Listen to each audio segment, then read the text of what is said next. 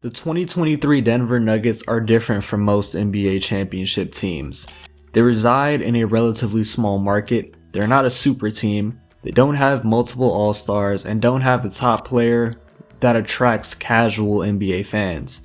But if you're an NBA junkie like me, all of what Denver lacks is what makes them so interesting and refreshing. This team just fits, simply put. They're a well-oiled machine that was built off the pillars of savviness, patience, and belief, and I'm here to detail exactly how it was put together. Starting with Christian Braun, energy and effort personified. Braun's a 3-year guy out of Kansas. He had to earn his stripes before he was able to be a valuable contributor on an experienced Kansas team, and he did so on the 2022 National Championship team. He was a high-effort, all-around contributor with a high basketball IQ, solid decision-making, solid athleticism, and a lot of competitiveness on the defensive end. All of these attributes boded well for him, getting minutes as a rookie on a team with championship aspirations. He was drafted 21st overall by Denver, and because of his offensive awareness and effort level on the defensive end, he saw action in 76 regular season games, and he had big moments throughout Denver's title run. Jeff Green, the quintessential NBA journeyman. 11 teams in 16 seasons. Casual fans look at this as an indication that nobody in the league wants him long term. I, on the other hand, look at it a completely opposite way. Every team wants to have the services of a guy like Jeff Green. In his younger days, he was a dynamic above the rim finisher, and he can still turn back the clock every now and then in 2023. He's still a very versatile defender, can guard every position in the front court. He's a streaky three-point shooter from season to season, but when he's on from three, that's icing on the cake. And simply, he's a great locker room veteran presence. I mean, he's nicknamed Uncle Jeff for a reason. Denver signed him to a 2-year contract in 2021, and his presence has been nothing short of positive for the young and improving Nuggets over the past 2 years. What makes this championship even greater is the major obstacle Jeff Green tackled in order to progress further in not just his career, but in life. At the young age of 25, he had a major heart complication that required drastic attention, that of a 5-hour heart surgery. He said that facing that challenge gave him a greater perspective and appreciation of his life in the NBA. We always talk about aging stars/superstars that quote-unquote deserve a ring, but regarding a list of aging veteran role players that deserve a ring, Jeff Green has to be at the top of the list. Bruce Brown, opportunity breeds success. Bruce Brown was drafted in the 2nd round by Detroit. He displayed his potential in his 2nd season with the Pistons. He built a reputation as a pesky perimeter defender and a slashing playmaker on the offensive side. Though he played in Detroit in 2019, so he wasn't going to command a lot of attention. He was traded to Brooklyn in the 2020 offseason, where his defensive prowess was on full display on a team with championship aspirations and a team desperate for impactful defenders. Of course, the ball was out of his hands quite a bit playing with KD, Kyrie, and James Harden for some time as well, but offensively he shined as a playmaker in the mid-roll from the free throw line when the Brooklyn Stars were commanding a lot of defensive attention. Denver signed him in the past offseason to a 2-year deal with a player option for this upcoming season. This may go down as one of the best offseason acquisitions. Bruce Brown's skill set was one of desperate need for Denver. A high-energy, versatile defender, Bruce Brown took his opportunity and ran with it, displaying more of an ability to create offense off the dribble and being a great off-ball contributor complementing Jokic and Murray. It's safe to say that he's earned quite a payday this upcoming offseason. Kentavious Caldwell-Pope, not only a 3-and-D wing. KCP got his start in Detroit similar to Bruce Brown. He had more chops and opportunity as an on-ball creator in Detroit, and also for a little bit in LA when he signed there before LeBron came over. But playing with Bron and AD saw him begin his transition into more of a 3-and-D role-playing wing. He was an energetic defensive player that could guard 1 through 3, any perimeter position, and he was a prolific 3-point shooter. These past 4 seasons, KCP has shot 40% from 3 on 4.4 attempts per game. He really shined in his lone season for Washington in 2022. This past offseason, the Nuggets traded Will Barton and Monty Morris for KCP and Ish Smith as well. Monty Morris and Barton were relatively long tenured players for Denver, but Calvin Booth knew that they needed more defensive personnel if they were going to be serious contenders. Barton's offensive impact could be approximated by KCP, and there wasn't too much of a need for a high-level backup point guard like Monty Morris, given that the Nuggets had Jamal Murray, an all-star caliber point guard getting 33 minutes a night, and Jokic, who pretty much is the point guard at all times, especially in minutes without Murray. No longer playing with such ball-dominant players like LeBron allowed KCP to showcase more of his offensive bag that he showcased in Detroit. He's very capable of attacking hard closeouts and has quite an affinity for mid-range pull-ups. I think KCP is a perfect example of the difference between Miami and Denver. Miami has a bunch of guys that you're just hoping can be knockdown three-point shooters, while Denver has guys that can be knockdown shooters playing off of Jokic and can put the ball on the floor themselves and make a play. For example, KCP. Picking up role players that are perfect fits for your team can be as impactful as adding a star caliber player, and KCP is a perfect example of this. Michael Porter Jr., the X Factor. Now MPJ had a pretty up and down finals, I understand that. His production in the finals probably didn't match his gargantuan salary that's only going to go up from season to season from this point on. But I mainly say X Factor, not as him being an X Factor for the NBA Finals, but being an X Factor for his entire tenure with the Nuggets thus far and moving forward.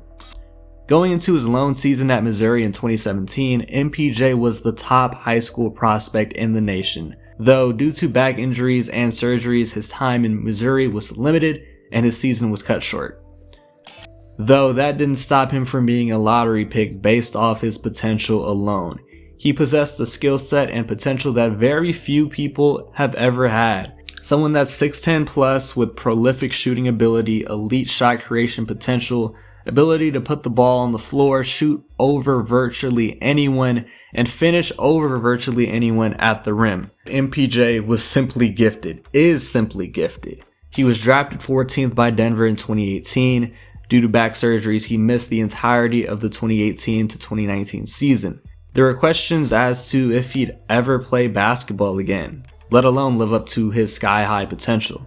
Though the upside still resided in him, and in 2021, he put together a season that displayed that upside and potential here and there. The Nuggets showcased their resounding belief in MPJ in the 2021 offseason, giving him a 5-year, $179 million extension. After this, I don't think I was the only one thinking that MPJ could develop into a pure 20 plus per game scorer alongside the likes of Jokic and Murray.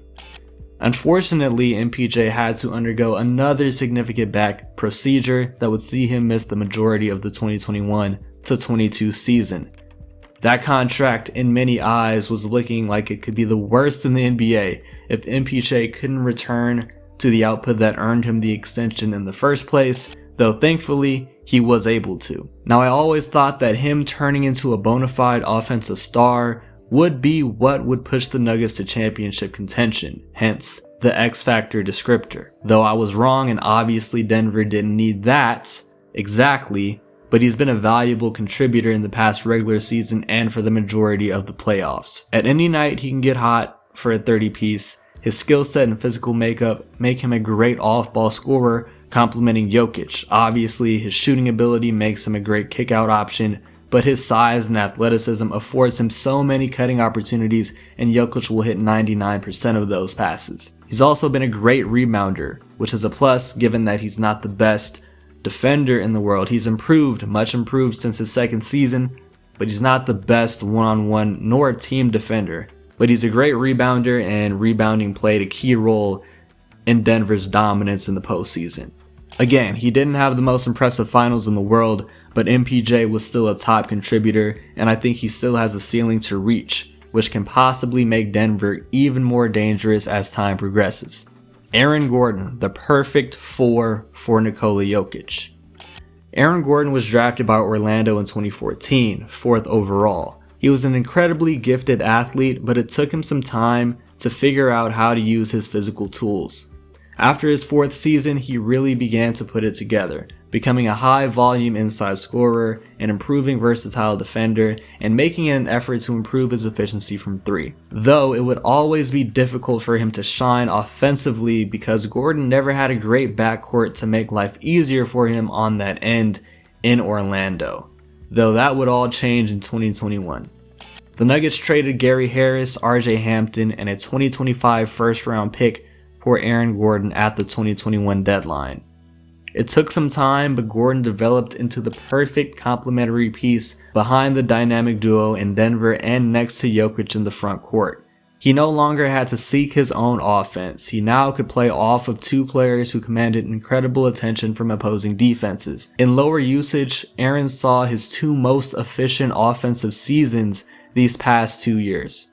Also, Gordon no longer felt the need to be a volume 3-point shooter, given that he was now playing in a lineup with a lethal stretch 5, a prolific 3-point shot creator at the 1, and multiple knockdown catch and shoot guys on the wing throughout the roster. He could be most efficient operating in accordance to his strengths: elite verticality combined with physical strength and tremendous instincts as an off-ball cutter. Most importantly, Gordon could lean into a role that Denver was desperate for someone to fill: a high-level, versatile defender. Aaron always had the physical gifts to be an impactful, positionless defender, but individual improvement combined with his lower usage on the offensive end has led to the impact he's had on defense these past 2 seasons.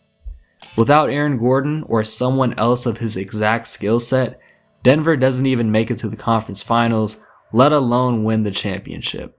Jamal Murray, not an all-star, but definitely a prime-time playoff performer. Jamal is a blue blood, a part of that John Calipari Kentucky Wildcat pipeline to the NBA. He wasn't the prized recruit of that class at the time. That distinction belonged to Skal Labissiere, a big that was ranked number 1 in the nation out of high school, ahead of guys like Ben Simmons, Brandon Ingram, Jaylen Brown, and of course Jamal Murray. Calipari landed another 5-star recruit in Isaiah Briscoe and had a 5-star point guard in the 2014 class, right before Jamal Murray's class, that was returning, named Tyler Ulis. But Murray would outshine them all. He averaged 20 a game, shooting 40% from 3 on 7.7 attempts per game. After this showing, he solidified himself as a lottery pick. Denver drafted him 7th overall in 2016. He became the full-time starter in his 2nd season, but as he and Jokic both began to find success, and with Jokic making All-Star and All-NBA teams, the NBA world began to question if Murray would be a good enough number 2 for the Nuggets to reach the next echelon of the NBA totem pole.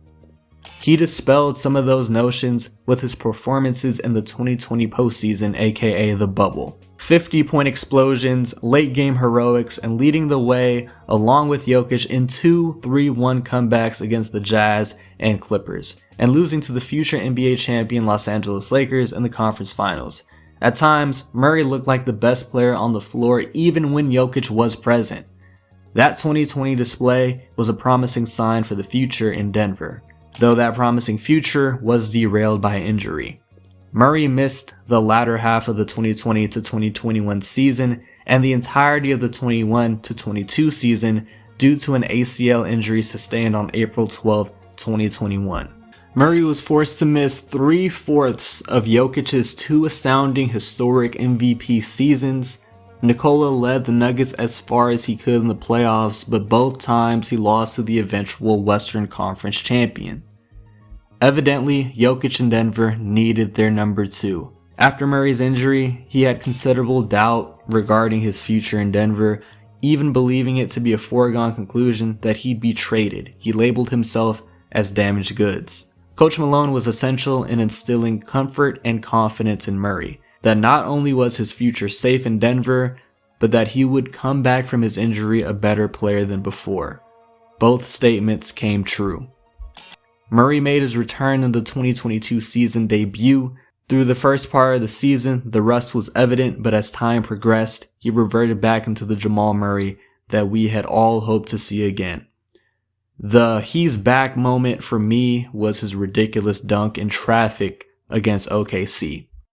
As he found his offensive rhythm, this Nuggets offense became unstoppable, and when the playoffs came around, of course Jamal Murray stepped up his play and production, because of course he would. From 20-6 in the regular season to 27-7 in the playoffs, while improving his efficiency and taking on defensive challenges when teams made it a point of emphasis to go at him on defense. Sure, Jamal Murray is not an all-star. Technically, he's never been voted to a team in his career, but it can't be refuted anymore that this man is a prime-time playoff performer. Before we get to the most important person in Denver's title run, we have to discuss the impact of head coach Mike Malone. This postseason, we've seen multiple coaches canned after their exits because they didn't reach their ultimate goal. Monty Williams, Nick Nurse, Mike Budenholzer, Frank Vogel, even if you date back to 2022. Sure, all these guys didn't reach the ultimate goals of winning a championship, but these coaches still did an incredible job in their tenure. Monty Williams completely changed the Suns' culture from being a laughingstock to a perennial title contender. Nick Nurse, Coach Bud, Frank Vogel, they all won championships in their time with their respective teams, yet they were all canned very soon after. Mike Malone has coached the Nuggets since 2015.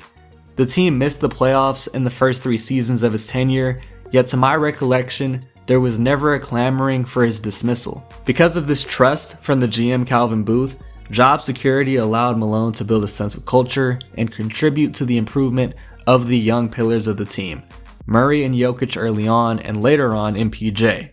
The Nuggets made the playoffs every season after 2018, yet each of their postseason runs was met with an exit before the championship series. Yet again, there was never a clamoring for the dismissal of Mike Malone. When there's continuity and trust echoed down from the front office to the coaching staff, and from the coaching staff down to the players, it makes steady improvement and success that much easier. This is Malone's 8th season in Denver, and sure, having a future-to-be all-time great in Jokic makes life easier as a coach, but he had a hand in his development. Same goes for that of Murray and MPJ. Sure, having a team with as much depth and talent that Calvin Booth was able to assemble makes life easier for a head coach, but Malone had to put all that together on the court, and he did.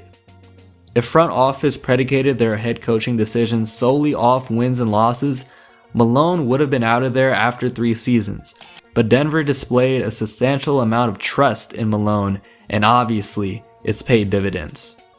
Nikola Jokic, the unlikeliest regular season MVP, finals MVP, and all-time great in NBA history.